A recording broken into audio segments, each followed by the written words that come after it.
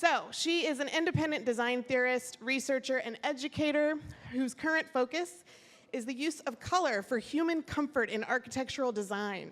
She has spent the past decade researching and developing a 21st century paradigm of color psychology, a topic central to her writings and conference presentations. Her goal is to provide designers with rational, evidence-based tools for making effective color choices. And when she isn't thinking about color, she's got her hands in clay at her favorite pottery studio. Let's welcome Ellen Divers.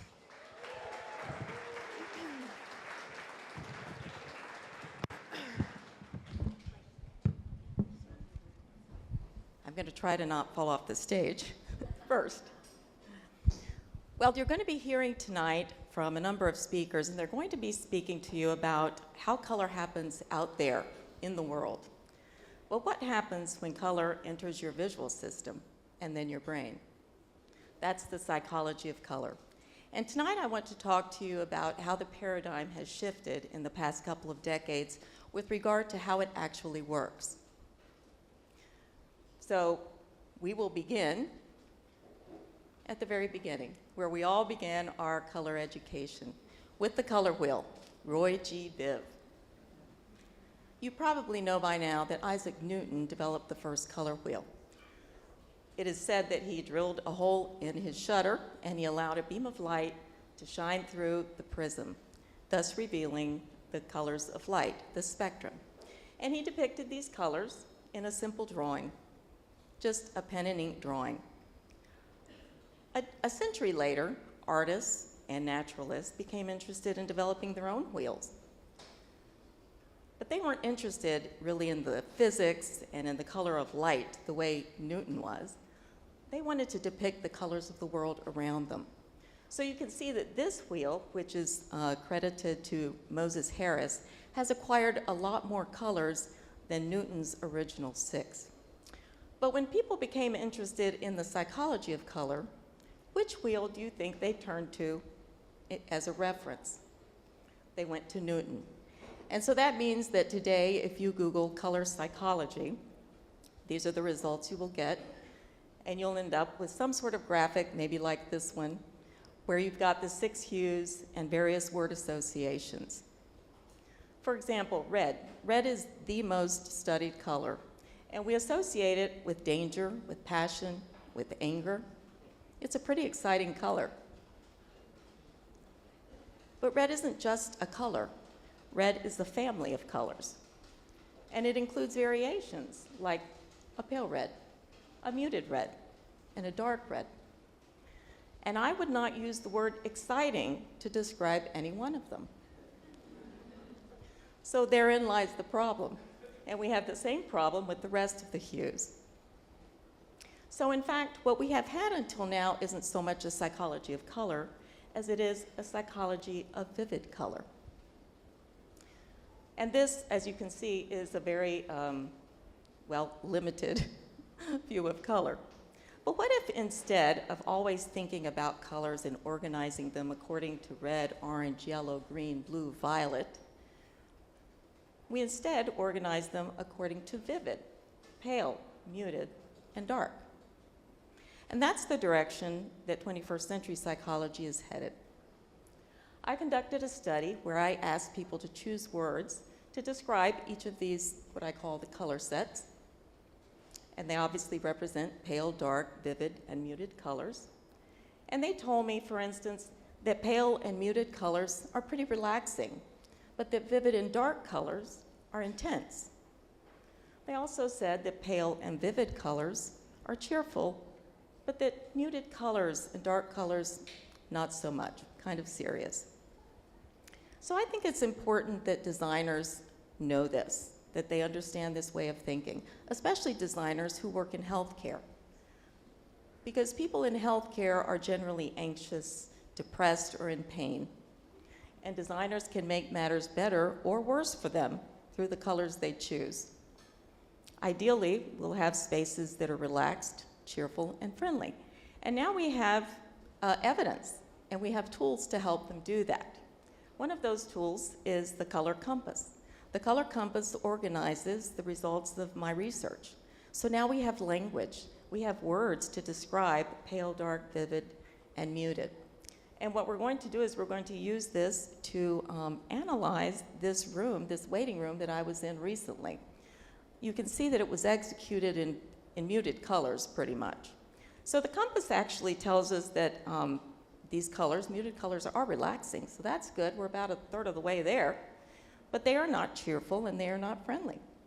For that, the compass points us to pale and to vivid colors. Now, we don't want to go all the way to vivid, okay, because you just saw that vivid colors are really intense, and we have enough intensity already in healthcare. But designers have a whole range of colors between muted and vivid that they can use, for instance, to make this room more hospitable and friendly. So the takeaway today is that Roy G. Biv just doesn't cut it as a way of explaining the psychology of color. 21st century psychology, though, is going beyond hue and embracing the meanings of pale, dark, vivid, and muted colors.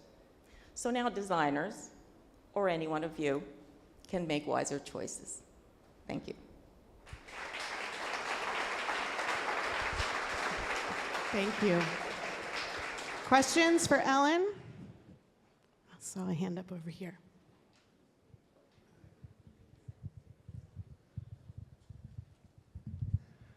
I love the fact that you've got the 21st century perspective, because that really helps. So my question is, what about people who don't see colors as well? They may not be completely colorblind, but there's an amazing percentage of humans who, to varying degrees, can't see all the spectrums or have mixed spectrums. Some of them are especially cloudy. So grayscales are what, and I wonder if in your research or other people's research, is that considered, or is that just a whole separate field? I know it's about colors tonight, but since you mentioned this, discerning this, I'm asking. Yes. It's a very good question. The research is really, the research I'm doing is mainly around the psychology part, and it's very new, very young. I think there is room, certainly that kind of work needs to be done. I think, though, that this way of thinking about color has the advantage, I mean, everyone can see pale or dark and the range, like you said, the grayscale. So at least, you know, that kind of information, which I happen to think is derived from our experience with nature, with day and night, you know, those are I mean, that's information I think that's encoded. But yeah, it has a huge impact on design. I have a colleague who does work on trying to figure out how to make websites more user-friendly for people with color blindness, you know, because the colors they choose just are not very helpful. So. Go down here. Thank you for adding some color to color. I am curious, like, what does your research say about people's awareness about how they're being influenced by color? Well, that's a really good question. I mean, I think if you're interested in color, you're aware that you're influenced by it. You know, I think people, you can't not notice it. But I think there are a lot of people who go through their lives and that's just not where their attention is. So they're not necessarily going to notice how they're being shaped, how their behavior or their actions are being shaped. So.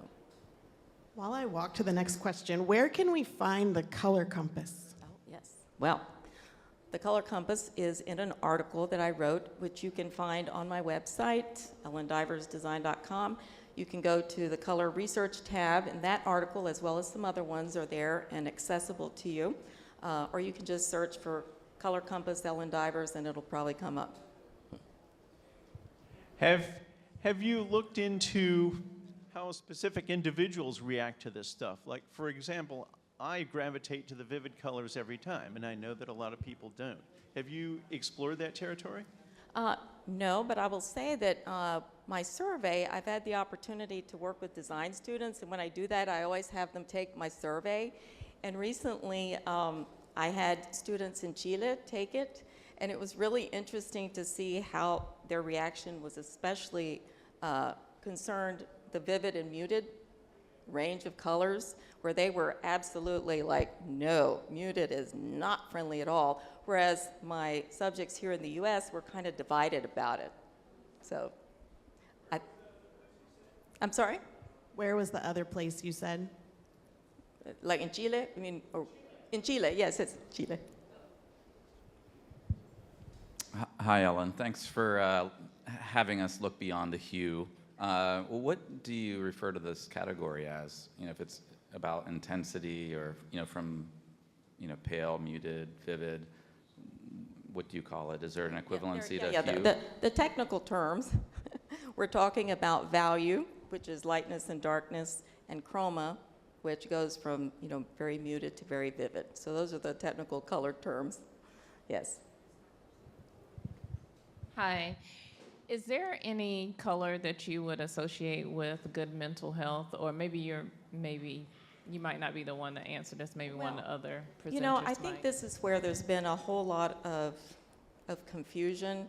One of the issues, I mean, I think in general, and this sort of, I think, based on the answers people gave me, I think, you know, extreme color is a problem for mental health. Either extreme lack of color, you know, grays, muted, no color, or extremes of too much color can kind of jangle people's nerves. So I think that right now is sort of the cautionary, I guess, advice that I have for people. If you're dealing with mental health situation, avoid the extremes. I'm going to walk over to this side of the room, but while I do, what's your best advice for using color in design? Asking for someone always decorating my house. Okay. Okay, well, I think if it's your house, you do whatever the heck you want. But if you're designing for a public space, and specifically where people are in maybe a fragile condition, you need to be cautious of the extremes and try to mix it up. Don't just do one color or just do vivid colors, or just, you know, try to mix it up, make it interesting. That's how nature is, okay? Nature has variety. So we want variety, but we don't want extremes. Hi, Ellen. This was really interesting. My question is, you were talking about awareness of color, if you're aware of color, but what about subconsciously? A lot of times we don't know how color is affecting us. Oh, well, that's true. And then what can I say about that? That part is not really my research. I mean, I think, you know, there's certainly plenty of studies. The traditional way of conducting these studies is they would use, you know, either big blocks of color and make people stare at them and, you know, take their galvanic skin response and their heart rate and all that kind of thing to sort of predict, you know, how it's going to affect them without their consciously knowing that. But, you know, those studies are extreme. You know, I think those are not real life. I mean, in real life, you don't do that to people. And I think that's one of the problems with traditional research is it's on one color. Who designs with one color? You know, and they're in situations that are not, you know, everyday situations. So they miss out on the reality aspect of design. Last question. Really quickly, this is great. Thank you for being here. Your example of the waiting room, I wonder how would you distinguish the color temperature of the lighting from the color temperature of the walls, right? So the first thing I saw was the cold fluorescent lighting. Yeah. That waiting room could be really inviting. It could be a nice soothing gray. Makes a big difference. And so how are you self-checking that you're not making an error in lighting temperatures, because lighting does influence how we see color. Absolutely. And we didn't talk about that in your example, so I just thought maybe you could comment. It's absolutely true. Even though, you know, I was kind of ragging a little bit on physics and Isaac Newton, the fact is we can't see color without those rays of light, without the wavelengths, right? So color is completely dependent on good lighting. And I think the important thing is to use, you know, really kind of natural light, not going to extremely cold light, not extremely yellow light. I think you find, you know, sort of a happy medium, you know, that, again, it's staying away from extremes. But, you know, that does make a gray area or a muted area harder to take when the lighting is harsh and cold. Mm-hmm. Invest in good lighting. Thank Yes. you. Ellen Divers, everybody.